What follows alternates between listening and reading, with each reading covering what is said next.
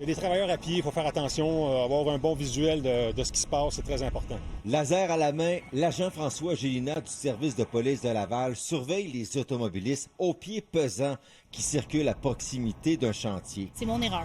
Ici, sur le boulevard industriel à Laval, la vitesse maximale est de 50 km/h. Mais en raison de ces travaux temporaires, il n'y a pas de diminution de vitesse. Alors, il faut garder l'œil ouvert. Ça roule à combien en ce moment? 39, 28, 38. Sinon, on demande aux gens quand même de faire attention. À Laval, les policiers profitent de la Semaine nationale de sensibilisation à la sécurité des travailleurs routiers pour installer de nouveaux radars préventifs. On voit la vitesse, il y a un remerciement, les lumières jaunes flashent, là c'est en rouge. Ça attire vraiment l'attention des automobilistes. Effectivement, on y va avec un système instinctif. Je pense que les conducteurs sont habitués aux couleurs, le vert, le jaune et le rouge. L'objectif, c'est de sensibiliser les conducteurs à ralentir et à redoubler de prudence lorsqu'ils circulent près des zones de travaux. Les afficheurs de vitesse, c'est des appareils qui ont déjà démontré leur efficacité. Puis en général, les gens vont modérer leur vitesse aussitôt qu'ils voient que la vitesse, elle est contrôlée. Sur le terrain, certains automobilistes ralentissent. Mais pour les travailleurs, le danger demeure bien réel.